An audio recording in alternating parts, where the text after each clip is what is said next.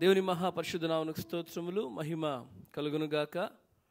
మరి యొక్క ఉదయకాల సమయంలో మనము ఈ ఆన్లైన్ బైబిల్ స్టడీస్ ద్వారా దేవుని సన్నిధిలో గడపడానికి, పరిశుద్ధాత్మని యొక్క కార్యములను గూర్చి మనము నేర్చుకోవడానికి దేవుడు మనకిచ్చిన ఈ సమయానికై, కృపకై దేవునికి మహిమ చెల్లిస్తుంటున్నాను. ప్రియులారా, మీరందరూ సిద్ధముగా ఉన్నారని, అలాగే మీరు మాకు ఫోన్స్ ద్వారా, వాట్సాప్ ద్వారా ఇస్తున్న ఫీడ్బ్యాక్స్కై ఎంతో వందనాలు చెల్లిస్తుంటున్నాం. ఇంకను ఏ ఇంప్రూవ్మెంట్ విషయంలోనైనా లేదా ఏ విషయంలోనైనా మీరు మాకు తెలియచేయవచ్చు. అలాగే ఇంకా మీకు కావాల్సిన బైబిల్ స్టడీస్ విషయంలో అంశాలు ఇంకేమైనా ఉన్నట్లయితే, ఈ అంశం అయితే ఇంకా మేము నేర్చుకుంటాము అన్నట్లుగా మీరు ఆశించినట్లయితే చెప్పండి, దాని కొరకు కూడా సిద్ధపడతాం. అలాగే ఈ యొక్క బైబిల్ స్టడీస్ కొనసాగుతూ ఉంటాయి. ప్రతి ఉదయం 11 గంటలకు ఆరంభమై 12 గంటలకు ముగించబడుతుంది. కాబట్టి సమయాన్ని పాటించండి. అలాగే యూట్యూబ్ ద్వారా వీక్షిస్తున్న బిడ్డలు, మీరు దయచేసి ఎవరైనా ఫేస్బుక్లోనైనా, యూట్యూబ్లోనైనా, జూమ్లోనైనా, ఏ రీతిగానైనా సరే మీరు వింటున్నవారు నోట్స్ ప్రిపేర్ చేసుకోండి. నోట్స్ ప్రిపేర్ చేసుకోవడం వల్ల కేవలం అది మీకే కాదు, మీ ద్వారా అనేకులకు లాభకరంగాను ప్రయోజనకరంగాను ఉంటుంది.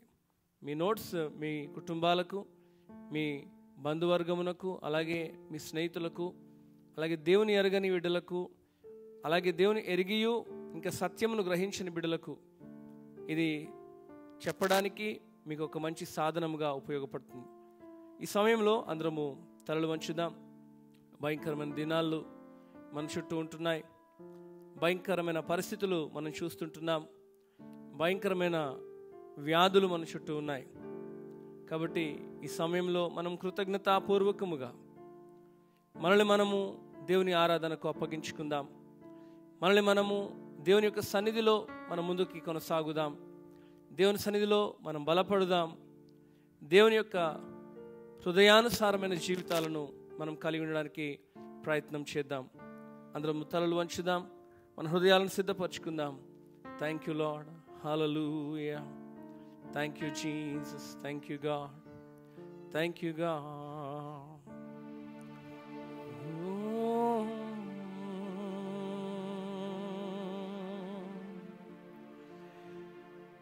ఏమి వగలనయ్యా నా యేసయ్యా, నీవు చేసిన మేలులకై.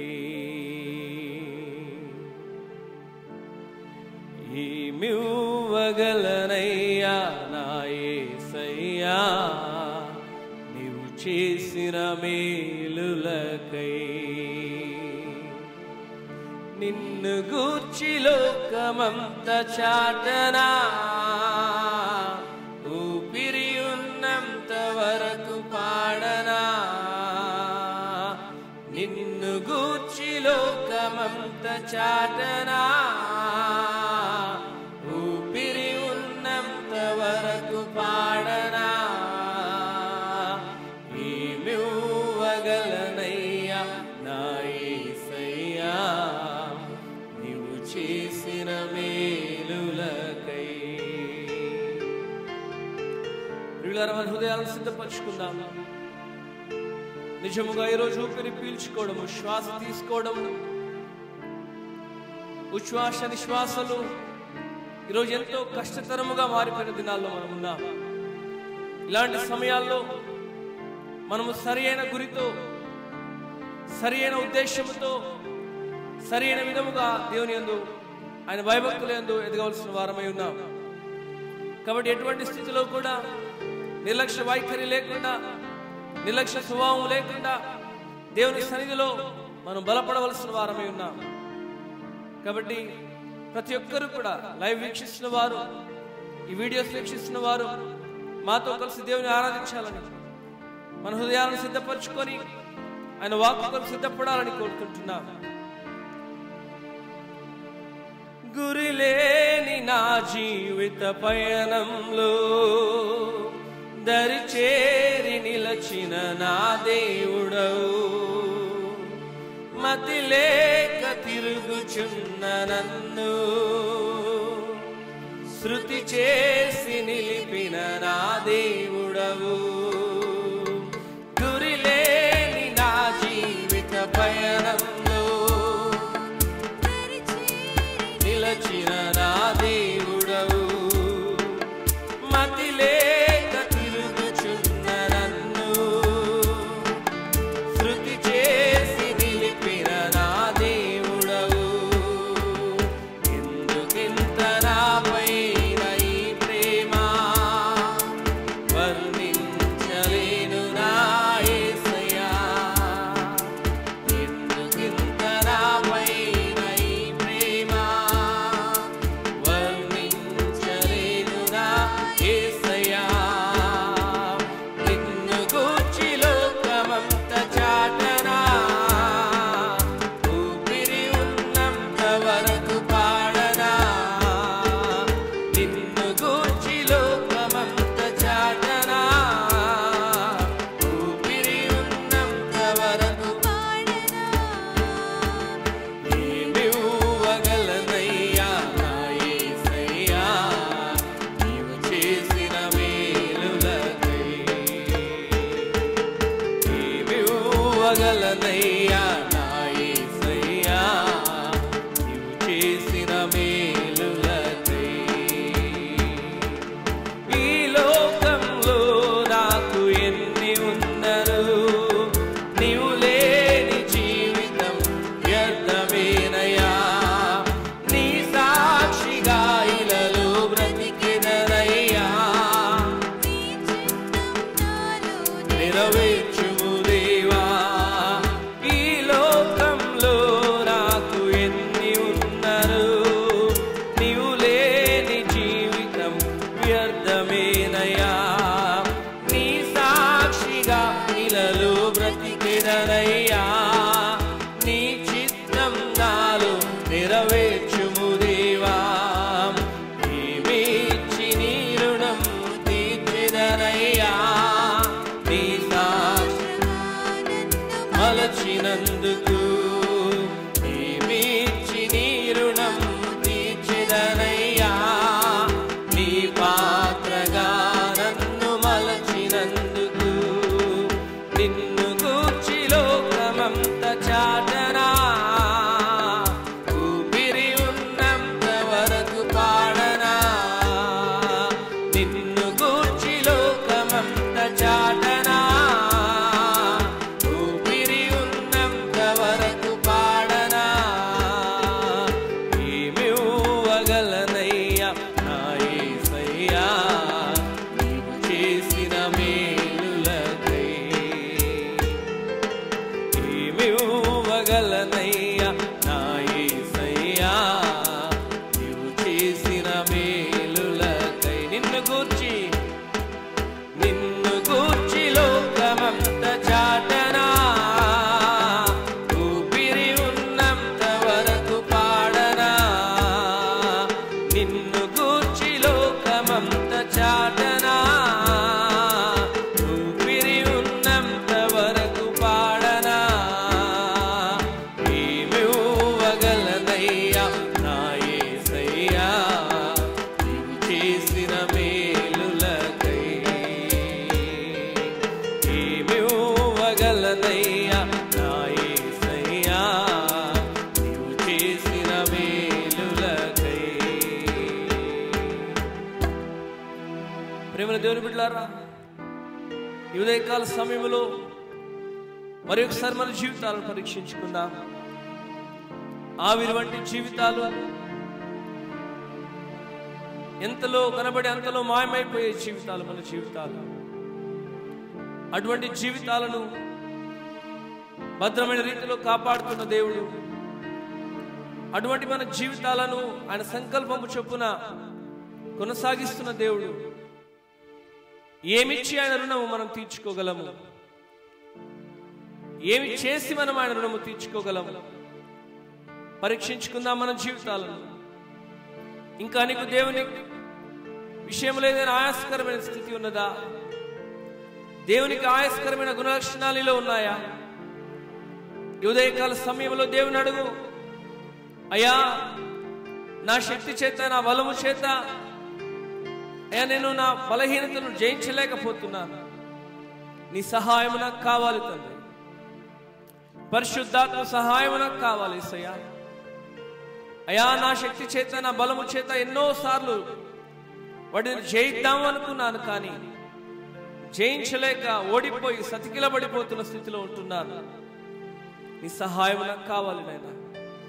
నీ సహాయం నాకు కావాలి తండ్రి. మానవ ఉద్దేశాలు, మానవ సంకల్పాలు కాదు నాయనా, దైవ ఉద్దేశం తండ్రి, దైవిక సంకల్పముతో ముందు కొనసాగుతూ సహాయం దయచేయండి.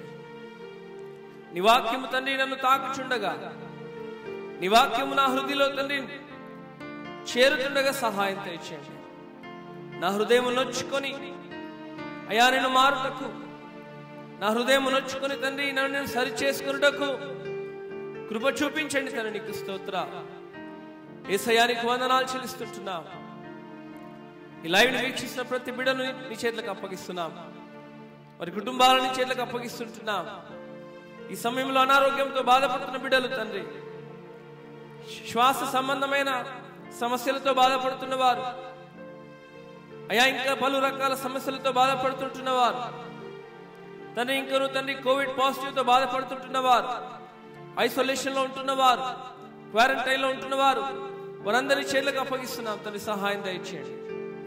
మీ హస్తము వారిపై ఉంచండి తండ్రి. నీకు స్తోత్రాలు. మీ కృప వారిపై ఉంచండి తండ్రి. నీకు స్తోత్రాలు. సహాయము దయచేయండి నాయన.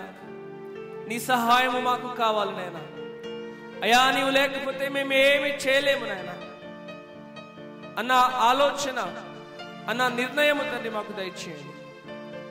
అన్న ఉద్దేశము మాకు దయచేయండి తండ్రి. ఎవరము కూడా తండ్రి నాయన మేము చేయగలము, మాకు అది వచ్చి ఇది వచ్చి అన్న ఆలోచన కాకుండా నీవు చేసిన మేలును తలంచుకుంటూ మా జీవితంలో తండ్రి నీ మీద ఆధారపడే కృపను దయచేయమని ముందున్న సమయాన్ని చేతులకు అప్పగిస్తున్నాం. వాక్కు ద్వారా బలపరచండి. మీరే సహాయం దయచేసి నడిపించమని మా కొరకు రానై ఉన్న క్రీస్తు యేసు పేరిట వేడుకొనుచున్నాము తండ్రి. ఆమేన్. ప్రేమన దేవుని సంగమా, ప్రేమన దేవుని బిడ్డలారా, మరి ఒకసారి ఉదయకాల సమయంలో ఈ యొక్క ఆన్లైన్ బైబిల్ స్టడీస్ ద్వారా మనం దేవుని గణపరచుటకు, దేవుని స్తుతించుటకు, అలాగే పరిశుద్ధాత్మని కార్యములు, పరిశుద్ధాత్మని యొక్క శక్తిని గురించి మనం తెలుసుకుంటున్నాం. పాత నిబంధన కాలములో పరిశుద్ధాత్మని కార్యములు, అలాగే క్రొత్త నిబంధన కాలములో పరిశుద్ధాత్మని కార్యములు అనే అంశాలను మనం చూసాం. నిన్నటి దినాన మనం చూసినట్లయితే యేసు ప్రభువునకు సహాయకుడుగా ఉన్న పరిశుద్ధాత్ముడు, యేసు ప్రభువునకు సహాయము చేసిన పరిశుద్ధాత్ముడు, ప్రతి విషయములో, ప్రతి సంఘటనలో, ప్రతి స్థితిలో యేసు ప్రభువు పరిశుద్ధాత్మని మీద ఎలా అనుకున్నాడో, ఎలా పరిశుద్ధాత్మని సహాయం పొందుకున్నాడో మనం చూసాం. అలాగే యేసు ప్రభు పరిశుద్ధాత్మని గురించి పలికిన మాటలను కూడా మనం విన్నాం. మీరందరూ మీ యొక్క నోట్స్తో సిద్ధంగా ఉన్నారని నమ్ముతున్నాను. మరి యొక్క అంశాలను మనం చూసి మనము మూడవ భాగంలోకి వెళ్దాం. నూతన నిబంధనలో పరిశుద్ధాత్మని కార్యములు అనే అంశంలో యేసు ప్రభువారు పరిశుద్ధాత్మని గురించి పలికిన మాటలను మనం చూస్తుంటున్నాం. మొదటిగా చూస్తే పరిశుద్ధాత్మను దూషించు వారికి క్షమాపణ లేదు అని యేసు ప్రభు చెప్పారు. అలాగే నీ శ్రమలలో పరిశుద్ధాత్ముడు నీతో ఉండును అని వాగ్దానం చేశాడు. అలాగే పరిశుద్ధాత్ముడు మనలో నుండి హింసలలో జవాబు ఇచ్చును అనే మాటను మనం చూసాం. అలాగే ఈరోజు మరి ఒక అంశం చూస్తే యేసు క్రీస్తు వెళ్ళిన తరువాత పరిశుద్ధాత్మను పంపెదను. ఆయన వెళ్ళిన తరువాత పరిశుద్ధాత్మను పంపెదను అని వాగ్దానం చేసెను. లూకా సువార్త 24వ అధ్యాయం 49వ వచనం చూద్దాం. లూకా సువార్త 24వ అధ్యాయము 49వ వచనం.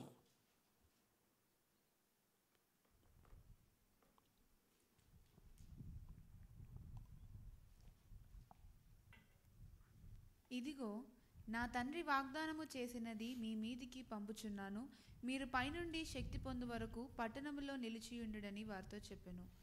ఇక్కడ జాగ్రత్తగా గమనించినట్లయితే తండ్రి వాగ్దాన ప్రకారము యేసు ప్రభు తనతో ఉన్నవారితో చెప్తున్న మాట 24వ అధ్యాయం 49వ వచనంలో అంటున్నాడు, మీ మీదకు శక్తి వస్తుంది, ఈ సంగతులకు మీరే సాక్షులు. ఇదిగో నా తండ్రి వాగ్దానం చేసినది మీ మీదికి పంపుచున్నాను, మీరు పైనుండి శక్తి పొందు వరకు పట్టణములో నిలిచి ఉండుడి. పట్టణములో నిలిచి ఉండాలి. ఎందుకంటే మనం దేవుని ఆత్మను పొందుకోవాలంటే కనిపెట్టి ప్రార్థన చేయాలి. తొందరపాటు పనికిరాదు. ఈరోజు చాలామంది అన్నీ తొందరగా కావాలని కోరుకుంటారు, అన్నీ వెంటనే వచ్చేయాలని కోరుకుంటారు, అన్నీ అలా జరిగిపోవాలి అని కోరుకుంటారు. కానీ ప్రియమైన దేవుని బిడ్డలారా, నీవు కనిపెట్టకుండా, నీవు ఒక విషయంలో వెల చెల్లించకుండా దేనిని పొందుకోలేవు అనే విషయాన్ని జ్ఞాపకం చేసుకో.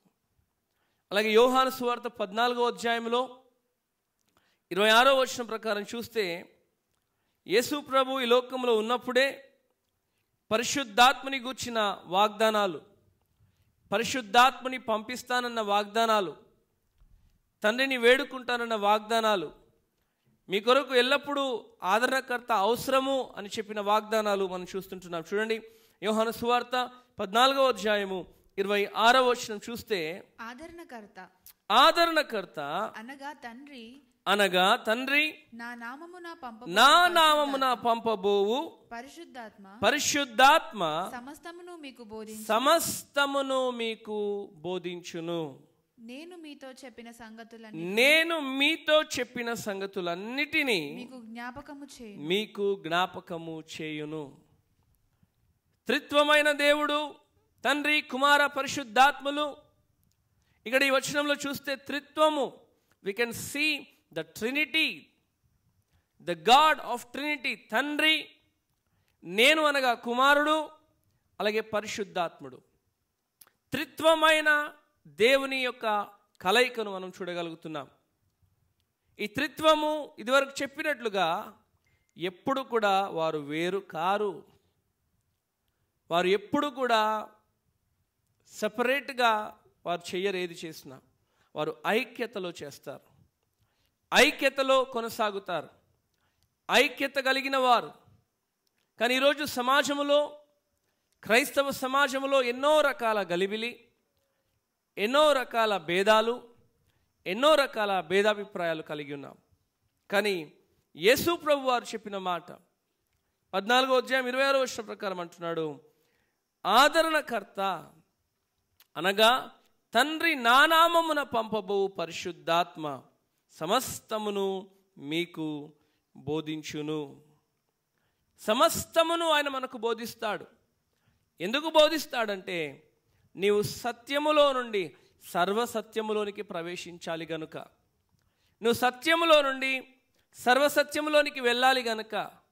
ప్రియమైన దేవుని బిడ్డలారా, మనకు సత్యము, సర్వసత్యము అన్న ఆ భేదము లేదంటే దాని యొక్క భావం మనకు అర్థం కావాలి.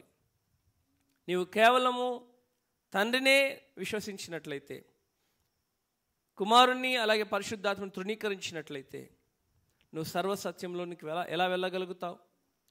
అలాగే నువ్వు కేవలము తండ్రిని, కుమారునే విశ్వసించినట్లయితే, పరిశుద్ధాత్మను విశ్వసించకపోతే నువ్వు సర్వసత్యంలోనికి ఎలా వెళుతావు? అలాగే నువ్వు కేవలము తండ్రిని, పరిశుద్ధాత్మను మాత్రమే విశ్వసించి కుమారుని విశ్వసించకపోయినా, లేదా కుమారుణ్ణి, పరిశుద్ధాత్మను మాత్రమే విశ్వసించి తండ్రిని విశ్వసించకపోయినా నీలో సంపూర్ణత, సర్వసత్యము అనేది ఉండదు. అందుకే మనము ఆరాధిస్తున్న దేవుడు బైబిల్ దేవుడు, అనగా తండ్రి, కుమార, పరిశుద్ధాత్మ దేవుడు, వాక్యానుసారమైన దేవుడు. వాక్యానికి వ్యతిరేకముగా కాదు, వాక్యానికి విరుద్ధముగా చెప్పేవాడు కాదు, వాక్యానికి తను విధేయత చూపుతూ పలికిన ప్రతి మాటను మనం ఇక్కడ చూస్తుంటున్నాం. ప్రేమైన దేవుని బిడ్డలారా, జాగ్రత్త గమనించండి. అలాగే యోహాను సువార్త 16వ అధ్యాయం 13వ వచనంలో చూస్తే కూడా అయితే ఆయన అనగా సత్యస్వరూపి అయిన ఆత్మ వచ్చినప్పుడు మిమ్మును సర్వ సత్యములోనికి నడిపించును. ఆయన తనంతట తానే ఏమియూ బోధింపక వేటిని వినును వాటిని బోధించి సంభవింపబోవు సంగతులను మీకు తెలియచేయును. సంభవింపబోవు సంగతులు నీకు తెలియాలంటే, రానున్న దినాల్లో నీ జీవితంలో దేవుని యొక్క సంకల్పము తెలియాలంటే, లేదా నీ చుట్టూ ఉన్న సమాజంలో జరుగుతున్న విషయాలు నీకు తెలియాలంటే, దేవుని యొక్క సన్నిధి, దేవుని యొక్క ఆత్మ ద్వారా నీవు పొందుకోవాల్సిందే. నీ అంతటా నీవు నీ శక్తి చేత, లేదా నీకున్న కొంచెము జ్ఞానము చేత, లేదా నీకున్న క్వాలిఫికేషన్స్ చేత నువ్వు ఏది పొందుకోలేవు. కాబట్టి ఈ మాటలు జాగ్రత్తగా గమనించండి ప్రియులారా. మనము ఏదైనా తెలుసుకోవాలన్నా, లేదా సర్వ సత్యాన్ని గ్రహించాలన్నా మనకు తెలిసినది చాలా తక్కువ. మనకు తెలిసింది గోరంతే, ఇంకా తెలియంది కొండంత ఉంది. మరి ఆ కొండంత విషయాలను తెలుసుకోవాలంటే నువ్వు దేవుని ఆశ్రయించక తప్పదు. దేవుని సన్నిధిలో నువ్వు కనిపెట్టక తప్పదు. దేవుని ఆత్మ ద్వారానే వాటిని పొందుకోక తప్పదు. దేవుని ఆత్మ ద్వారా కాక దేవుని సంగతులను తెలుసుకొనుట అసాధ్యము అని లేఖనాలు సెలవిస్తుంటున్నాయి. కొరింథీయులకు రాసిన పత్రికలో మొదటి పత్రిక 2వ అధ్యాయము 12వ వచనము చూడండి ఒకసారి. కొరింథీయులకు రాసిన మొదటి పత్రిక 2వ అధ్యాయము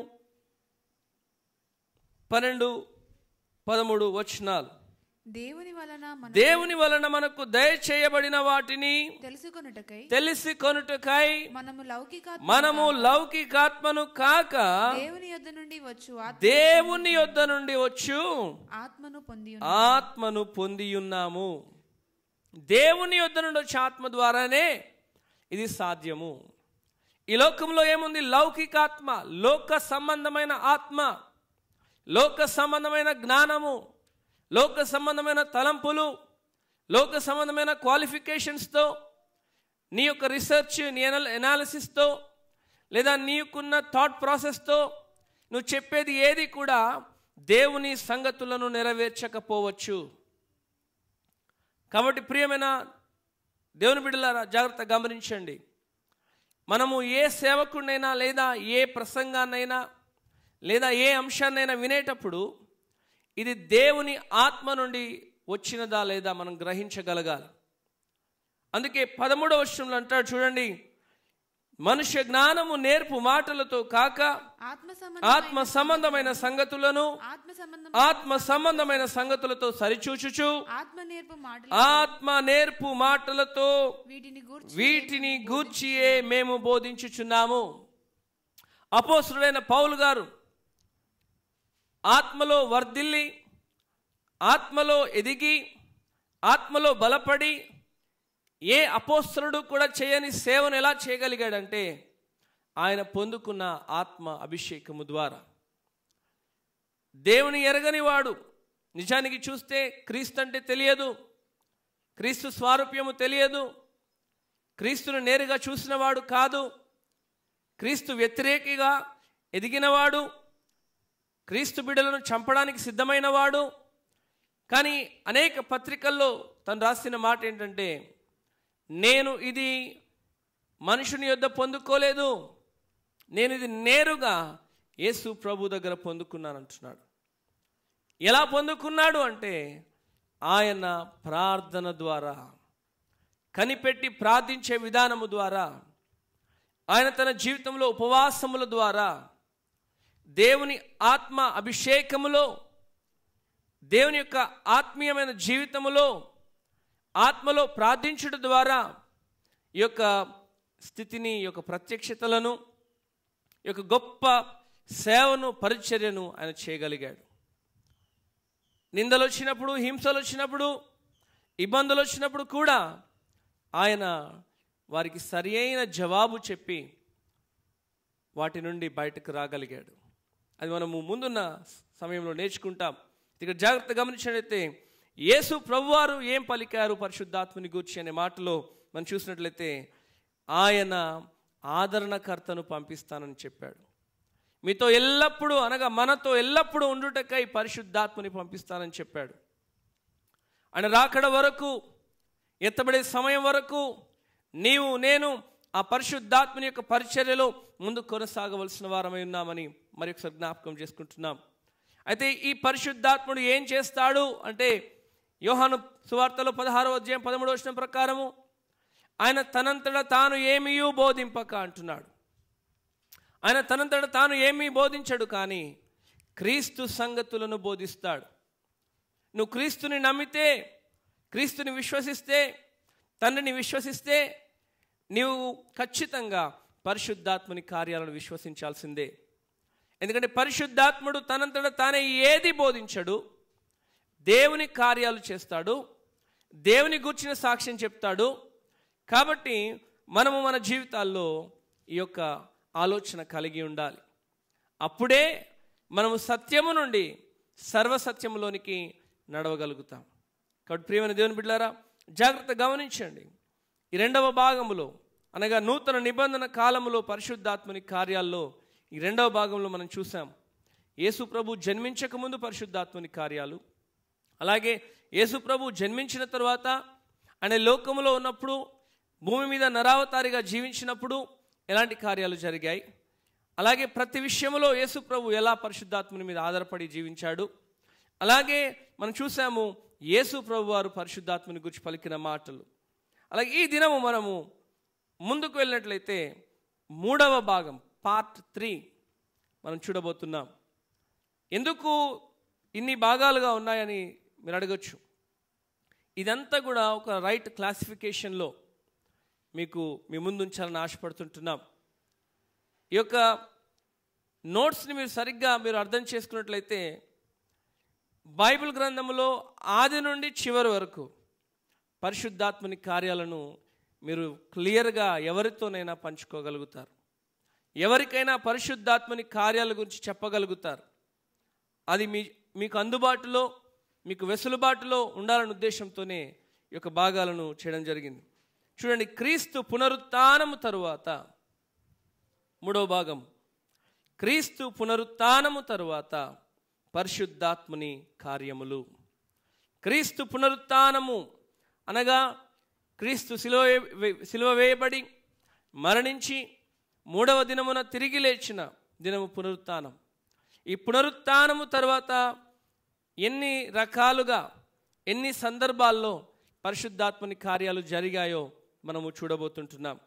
కాబట్టి ఈ హెడ్డింగ్ రాసుకోండి, క్రీస్తు పునరుత్థానము తరువాత పరిశుద్ధాత్మని కార్యములు. ఇందులో పాయింట్ నెంబర్ 1, పెంతెకోస్తు పండుగ నాడు, పెంతెకోస్తు పండుగ నాడు పరిశుద్ధాత్ముడు కుమ్మరింపబడినాడు. పెంతెకోస్తు పండుగ నాడు పరిశుద్ధాత్ముడు కుమ్మరింపబడినాడు. అపోస్తలుల కార్యములు 2వ అధ్యాయం 1 నుండి 4 వచనములు చదువుకుందాం. పెంతెకోస్తును పండుగ దినమును వచ్చినప్పుడు అందరూ ఒక చోట కూడి ఉండిరి. అప్పుడు వేగముగా వీచు బలమైన గాలి వంటి ఒక ధ్వని ఆకాశము నుండి అకస్మాత్తుగా వారు కూర్చొని ఉండే ఇల్లంతయు నిండెను. మరియు అగ్నిజ్వాలల వంటి నాలుకలు విభాగింపబడినట్టుగా వారికి కనబడి వారిలో ఒక్కొక్కని మీద వ్రాలగా అందరూ పరిశుద్ధాత్మతో నిండిన వారై ఆ ఆత్మ వారికి వాక్శక్తి అనుగ్రహించిన కొలది అన్య భాషలతో మాట్లాడసాగిరి. ఇక్కడ జాగ్రత్తగా మనం చూసినట్లయితే పెంతెకోస్తు పండుగ నాడు ఏం జరిగింది అంటే, మేడగదిలో 120 మంది కూర్చున్నట్లు, ప్రార్థిస్తున్నట్లు, వారు 7 రోజులుగా, 7 రోజులు, ఎలా 7 రోజులు అని చెప్తున్నానంటే, పస్కా తర్వాత 50వ దినము పెంతెకోస్తు దినం. జాగ్రత్త గమనించండి. పస్కా అయిన తరువాత యేసు ప్రభువు మరణించిన తర్వాత 3వ దినమున ఆయన లేచాడు. ఆయన లేచిన తర్వాత ఆయన ఈ భూమి మీద 40 దినాలు ఉన్నాడు. 40 దినాలు ప్లస్ ఈ 3 దినాలు మొత్తము 43 దినాలైనవి. తర్వాత మిగతా ఎన్ని మిగిలినాయంటే పెంతెకోస్తు పండుగకి ఇంకా 7 దినాలు. 7 సంఖ్య పరిపూర్ణతకు గుర్తు. ఈ 7వ దినమున ఈ మేడగదిలో ప్రార్థన చేస్తున్నవారు, కనిపెడుతున్నవారు ఆ సంపూర్ణతను, ఆ సర్వసత్యమును, వారి జీవితంలో కొదువుగా ఉన్న వాటిని తీసివేయడానికి దేవుడు వారిపైన పరిశుద్ధాత్మ అభిషేకము కుమ్మరించాడు. అనగా పరిశుద్ధాత్ముడు వారిపైన కుమ్మరింపబడినాడు. అనగా పరిశుద్ధాత్మ దేవుని యొక్క సహాయము వారు పొందుకున్నారు. వారి జీవితాలు సంపూర్ణముగా మార్చబడ్డాయి. వారి ఆలోచనలు సంపూర్ణముగా మార్చబడ్డాయి. వారు ఒక దేవుని యొక్క పరిపూర్ణతలోనికి వారు వెళ్ళగలిగినారు. ప్రేమైన దేవుని బిడ్డలారా, జాగ్రత్త గమనించండి. వారు ఇదివరకు భయపడిన వారు, వారు ఇదివరకు దాక్కున్నవారు, వారు ఇదివరకు ఎన్నోసార్లు బొంకిన వారు, అబద్ధములు ఆడిన వారు, పారిపోయిన వారు. కానీ ఎప్పుడైతే దేవుని యొక్క ఆత్మ వారి మీద వ్రాలిందో వారు నూతనమైన జన్మను పొందుకున్నారు, నూతనమైన స్థితిని పొందుకున్నారు. చూడండి ఏమంటున్నాడు, మరియు అగ్ని జ్వాలల వంటి నాలుకలు విభాగింపబడినట్టుగా వారికి కనబడి వారిలో ఒక్కొక్కని మీద వ్రాలగా అందరూ పరిశుద్ధాత్మతో నిండిన వారై ఆ ఆత్మ వారికి వాక్శక్తి అనుగ్రహించిన కొలది అన్య భాషలతో మాట్లాడసాగిరి. ఇక్కడ జాగ్రత్త గమనించినట్లయితే వాక్శక్తి దేవుడి నుండి రావాలి.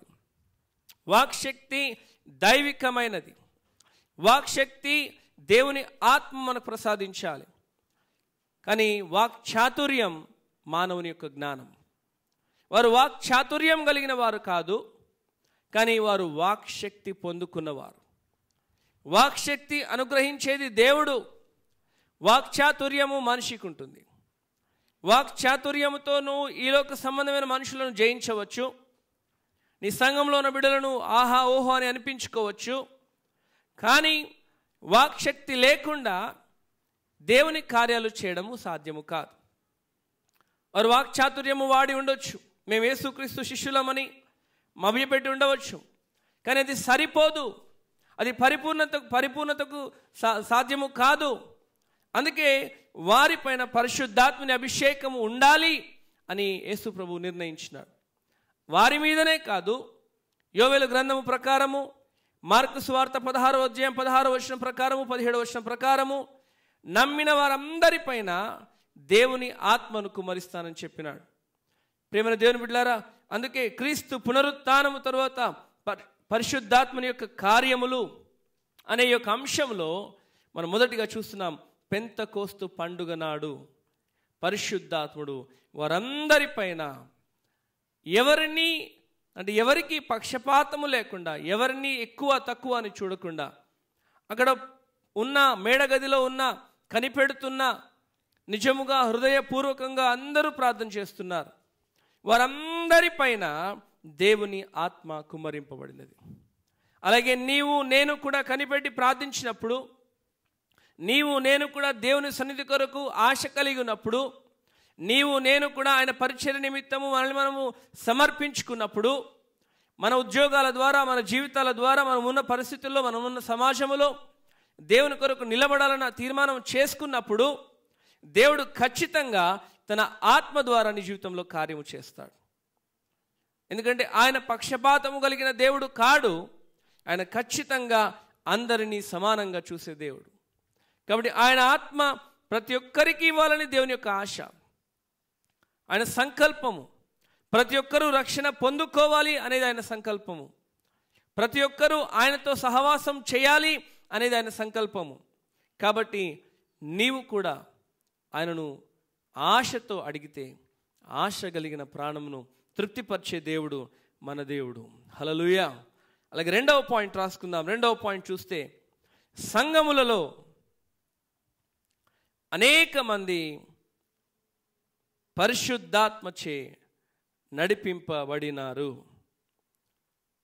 సంఘములలో అనేక మంది పరిశుద్ధాత్మచే నడిపింపబడినారు. అపోస్తలుల కార్యములు 15వ అధ్యాయము 29వ వచనము. అపోస్తలుల కార్యములు 15వ అధ్యాయము 29వ వచనం.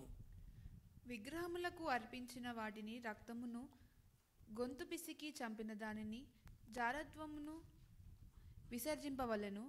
ఈ అవశ్యమైన వాటికంటే ఎక్కువైన ఏ భారమును మీ మీద మోపకూడదని పరిశుద్ధాత్మకును మాకును తోచెను.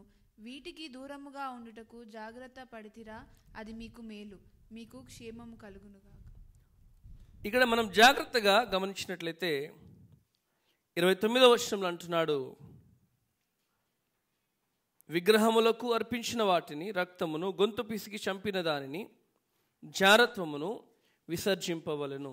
అనగా అపవిత్రమైన జీవితము, అవిధేయత కలిగిన జీవితము, దేవునికి హేయమైన జీవితము మనం విడిచిపెట్టాలి.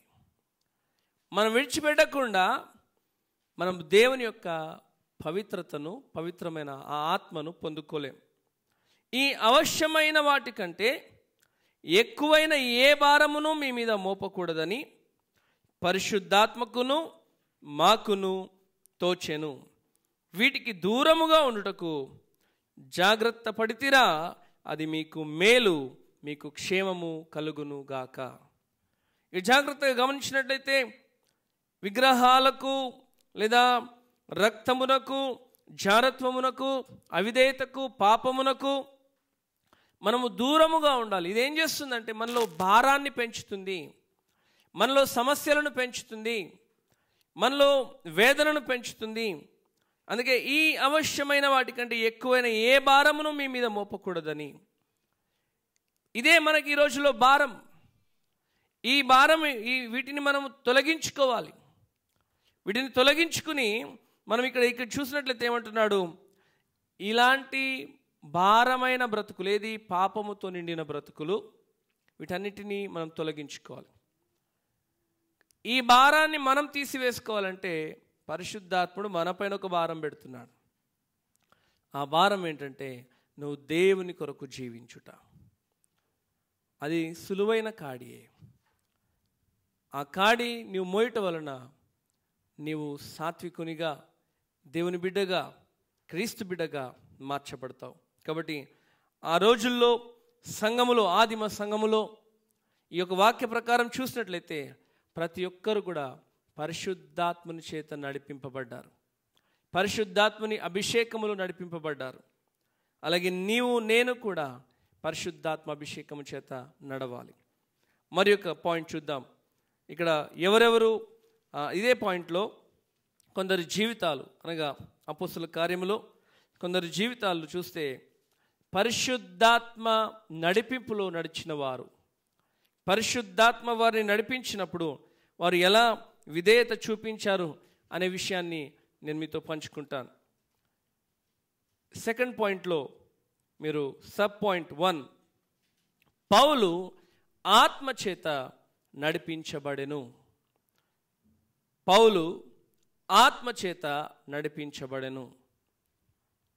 అపోస్తలుల కార్యములు 13వ అధ్యాయం 2వ వచనం చూసినట్లయితే,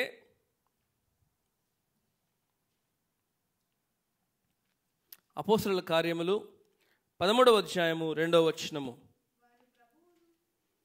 వారు ప్రభువును సేవించుచు ఉపవాసము చేయుచుండగా పరిశుద్ధాత్మ, నేను బర్నబాను సౌలును పిలిచిన పని కొరకు వారిని నాకు ప్రత్యేకపరచుడని వారితో చెప్పాను.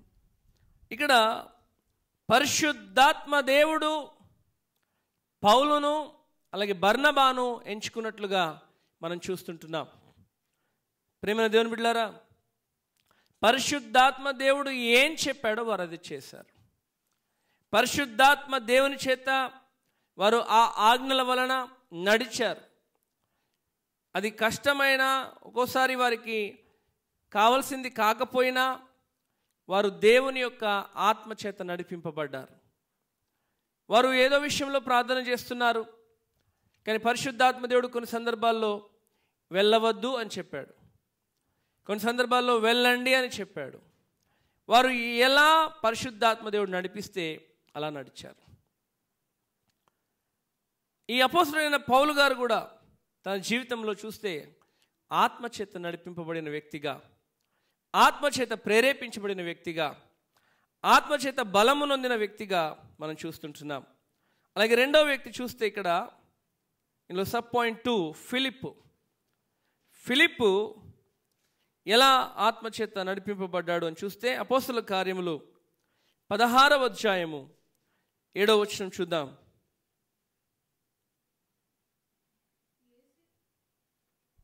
యేసు యొక్క ఆత్మ వారిని వెళ్ళనీయలేదు. కంటిన్యూ 6 నుంచి చదవండి.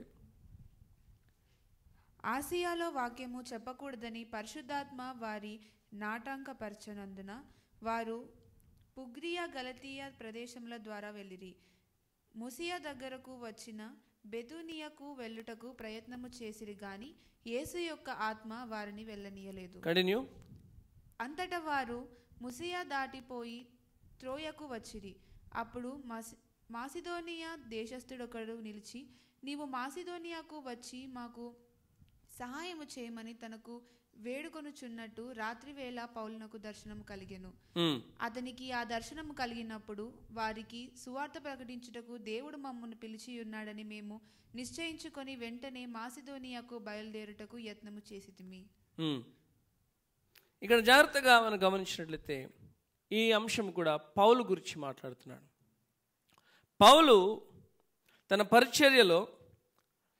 పరిచర్య ఆరంభమైనది మొదలుకొని అంతకంటే ముందుగా కూడా దేవుని ఆత్మచేత నడిపింపబడ్డాడు.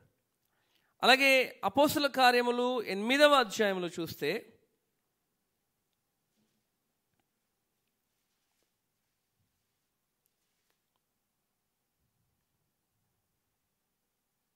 ఇరవై 26వ వచనము,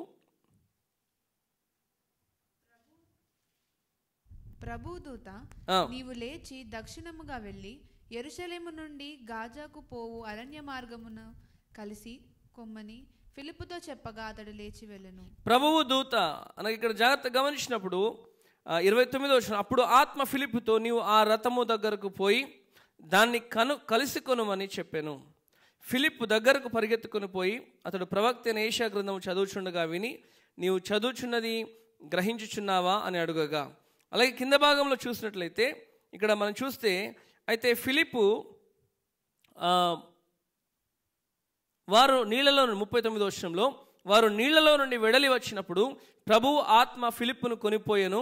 నపుంసకుడు సంతోషించుచు తన త్రోవను వెళ్ళెను. అతడు ఫిలిప్పును మరి ఎన్నడూను చూడలేదు. అయితే ఫిలిప్పు అజోతులో కనబడెను. అక్కడ నుండి కైసరేకు వచ్చే వరకు అతడు పట్టణంలన్నిటిలో సంచరించుచు సువార్త ప్రకటించుచు వచ్చెను అనే మాట చూస్తుంటున్నాం. ఈ మాటకు ఉన్న ఉద్దేశం ఏంటి? ఫిలిప్పు జీవితాన్ని మనం గమనించినట్లయితే ఫిలిప్పు యొక్క విధేయత, ఫిలిప్పు యొక్క ఆత్మకు లోబడే స్థితి ఈనాడు ప్రతి సేవకుడు, ప్రతి విశ్వాసి కలిగి ఉండాలి. ఈరోజు చాలాసార్లు మన జీవితాల్లో మనకు నచ్చినది, మనము మెచ్చినది మాత్రమే చేయడానికి ఇష్టపడతాం. దాని కొరకే మనం ప్రార్థన చేస్తాం. కానీ దేవుని ఆత్మచేత నడిపింపబడే వ్యక్తి దేవుడు ఎక్కడికి వెళ్ళమంటే అక్కడికి వెళ్తాడు, ఏం చేయమంటే చేస్తాడు, ఏది చేయవద్దన్నా ఆగిపోతాడు. అటువంటి వైఖరి మనం ఇక్కడ చూస్తుంటున్నాం. అపోస్తలుల కార్యములు 10వ అధ్యాయము 19వ వచనం చూస్తే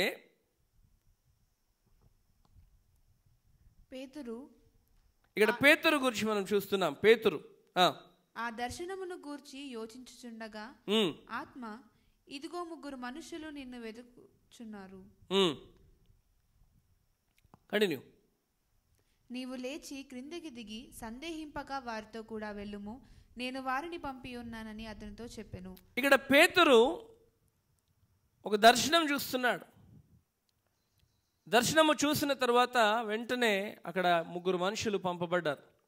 ఆ మనుషుల్ని ఎవరు పంపించారు అంటే కొర్నేలి ఇంటి నుండి వచ్చారు. ఎక్కడ నుండి వచ్చారు? కొర్నేలి ఇంటి నుండి వచ్చిన తర్వాత కొర్నేలి ఇంటికి పేతురు వెళ్తాడు. వాస్తవానికి పేతురుకి ఇష్టం లేదు వాస్తవానికి పేతురు ఎప్పుడూ ఆ పని చేయలేదు.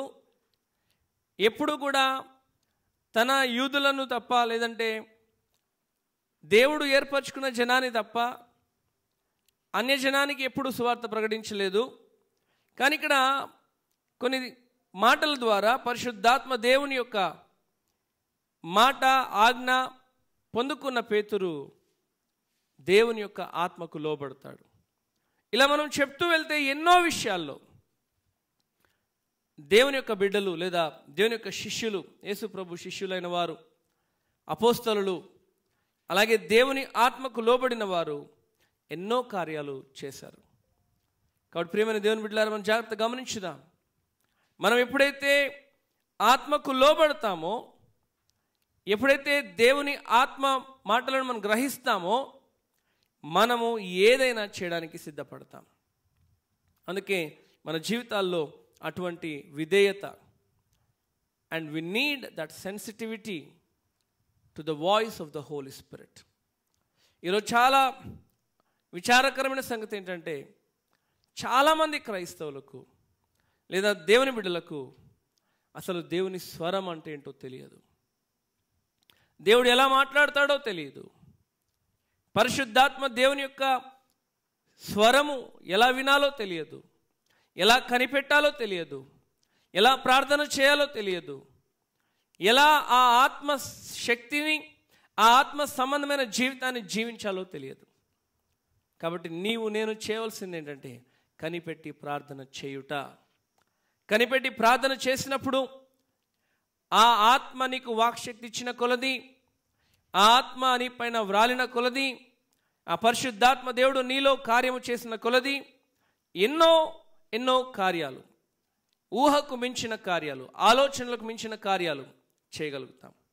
చూడండి, పౌలు జీవితంలో చూస్తే పౌలు ఎన్నో అద్భుతాలు చేశాడు. పౌలు ఎన్నో సూచక్రియలు చేశాడు. ఎంతో జ్ఞానముతో బోధించాడు. కానీ ఎలా చేయగలిగాడు ఇవన్నీ అంటే కేవలము దేవుని ఆత్మ సహాయము చేత. పౌలు నూతన నిబంధనలో సగము కంటే ఎక్కువ భాగాన్ని ఆయన రాశాడు. కారణం ఏంటి అంటే దేవుని ఆత్మ సహాయము చేత, దేవుడు తనకు ఆత్మ ద్వారా ఇచ్చిన జ్ఞానము చేత, దేవుడు తనకిచ్చిన ఆత్మీయమైన శక్తి చేత, ఆత్మీయమైన ప్రత్యక్షతల చేత. దానికంటే ముందు సౌలుగా ఉన్నప్పుడు గమలీయేలు పాదముల యొద్ద ఎంతో శిక్షణ పొందినవాడు, ధర్మశాస్త్రంలో ప్రావీణ్యుడు. కానీ వాటికన్నిటికంటే ఎక్కువగా దేవుని ఆత్మ తనకు బోధించను అనే మాట చూస్తుంటున్నాం. అందుకే ఆయన ఏం రాస్తున్నాడు చూడండి, రోమాపత్రిక 15వ అధ్యాయం 19వ వచనం చూసినట్లయితే, రోమాపత్రిక 15వ అధ్యాయము 19వ వచనము. మనందరికీ ఇది చాలా చాలా అవసరమైన మాట.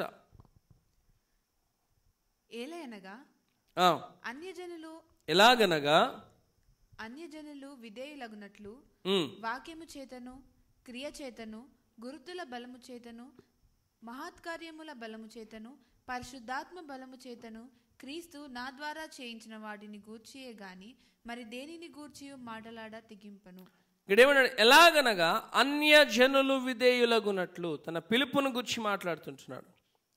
వాక్యము చేతను, క్రియ చేతను, గురుతుల బలము చేతను, మహత్కార్యముల బలము చేతను, పరిశుద్ధాత్మ బలము చేతను క్రీస్తు నా ద్వారా చేయించిన వాటిని గూర్చియే కానీ మరి దేనిని గూర్చి మాటలాడ తెగింపను.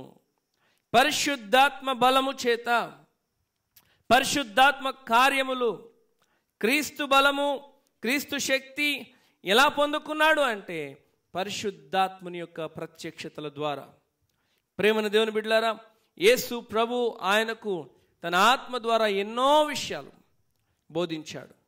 The spirit of Jesus, the spirit of Jesus is nothing but the spirit of truth. When you have the spirit of Jesus in you, you will understand the spirit of truth. అందుకే ఆయన అంటాడు, నేనే మార్గము, నేనే సత్యము, నేనే జీవము. The spirit of Jesus has taught many things to Paul. అదే రీతిగా ఆ క్రీస్తు యొక్క ఆత్మ నీకు నాకు కూడా బోధించడానికి, నీకు నాకు కూడా అర్థము తెలియజేయడానికి, నీకు నాకు కూడా ఎన్నో తెలియని సంగతులు చెప్పడానికి సిద్ధముగా ఉన్నాడు. మరి నీవు సిద్ధముగా ఉన్నావా అన్న ప్రశ్న చాలా ప్రాముఖ్యమైనది. అందుకే ఆయన అంటాడు కదా, కొరింథీయులకు రాసిన మొదటి పత్రికలో 2వ అధ్యాయము 4వ వచనం చూసినట్లయితే 3 నుండి చదవండి. మరియు బలహీనతతోను భయముతోను ఎంతో వణుకుతోను మీ యొద్ద ఉంటిని. మీ విశ్వాసము మనుషుల జ్ఞానమును ఆధారము చేసుకొనక. మొదటి నుండి చదువుదాం ఒకసారి. మొదటి నుండి చాలా ప్రాముఖ్యమైన విషయము. సహోదరులారా, నేను మీ యొద్దకు వచ్చినప్పుడు వాక్చాతుర్యముతో కాని జ్ఞానాతిశయముతో కాని దేవుని మర్మమును మీకు ప్రకటించుచు వచ్చిన వాడను కాను.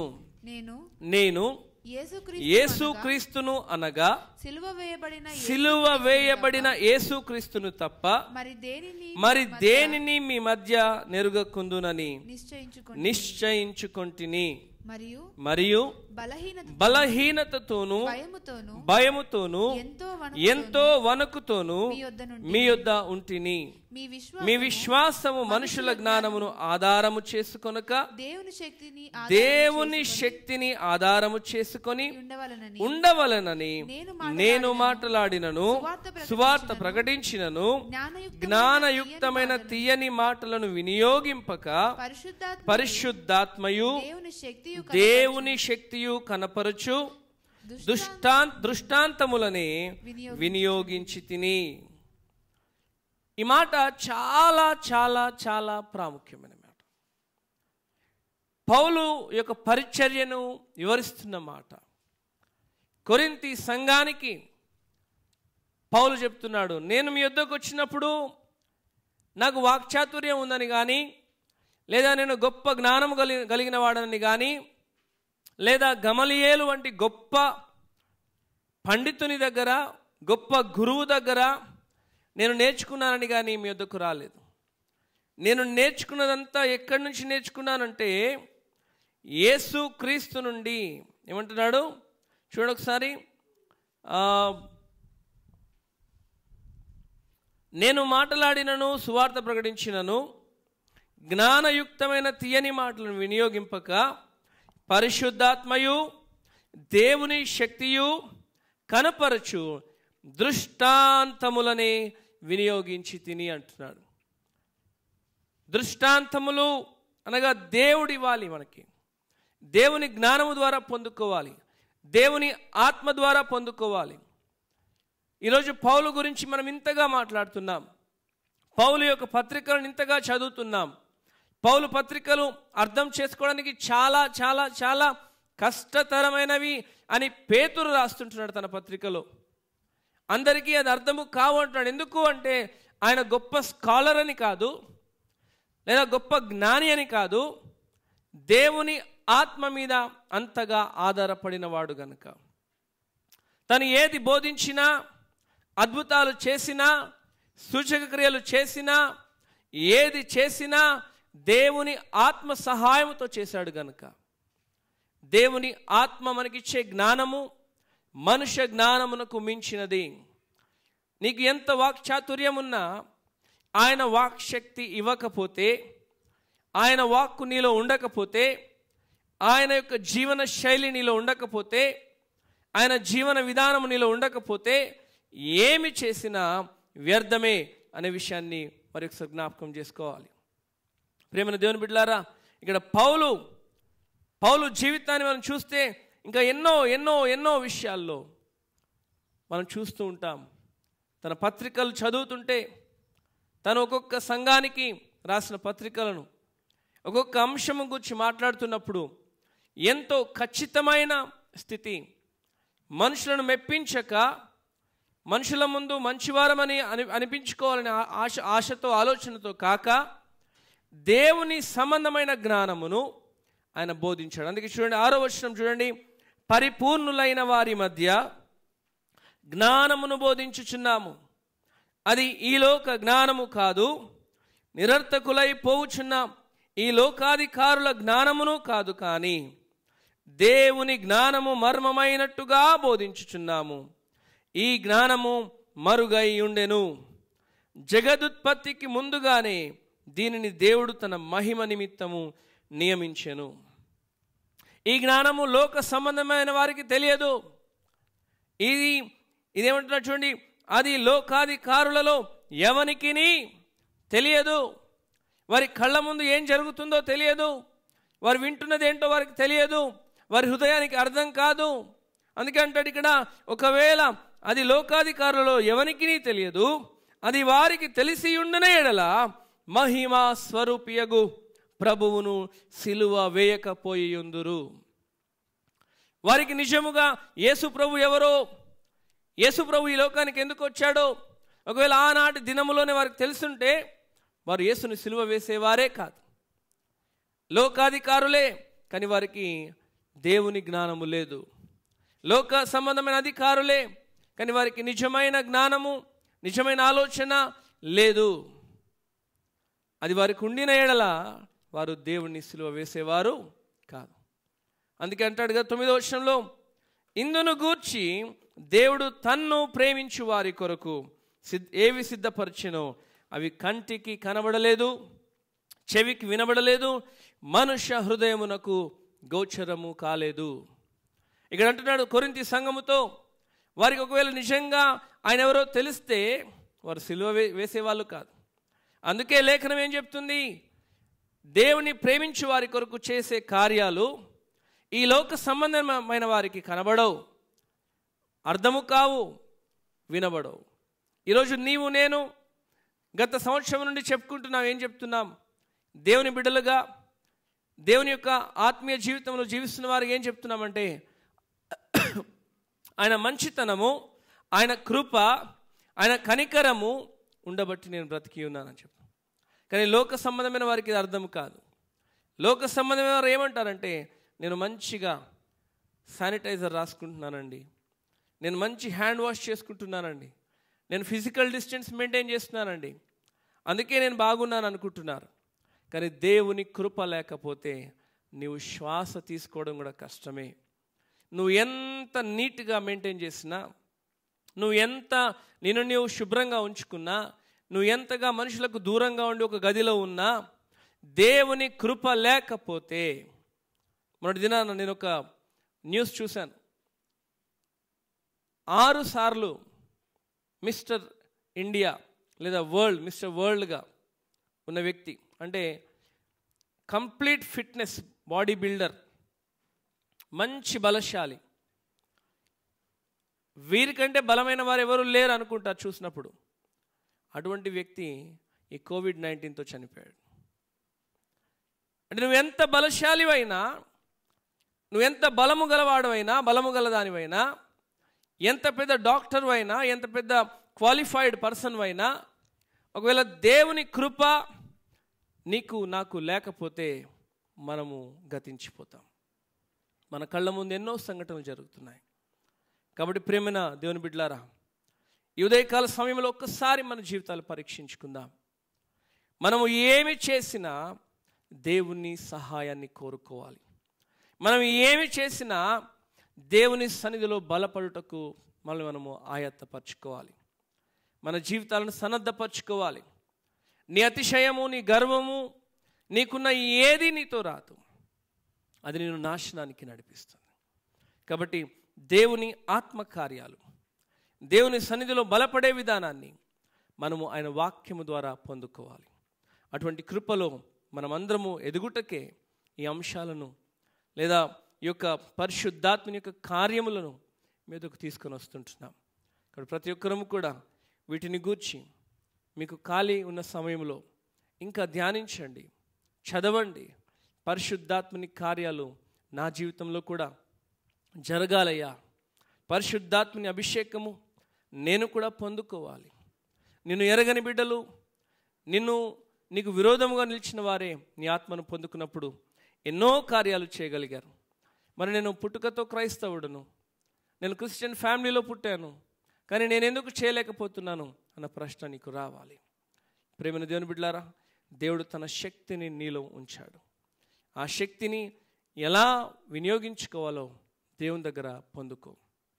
నీ దగ్గర ఎన్నో ఎన్నో ఎన్నో అంటే ఎంతో విలువైన సామాగ్రి ఉంది, కానీ దాన్ని వాడడానికి కావాల్సిన తాళపు చెవిని నువ్వు దేవుని ఆత్మ నుండి పొందుకోవాలి. కాబట్టి అటువంటి వైఖరితో దేవుని సన్నిధిలో మనము అడగవలసిన వారమై ఉన్నాం. ఆశ కలిగిన ప్రాణమును తృప్తిపరిచే దేవుడు.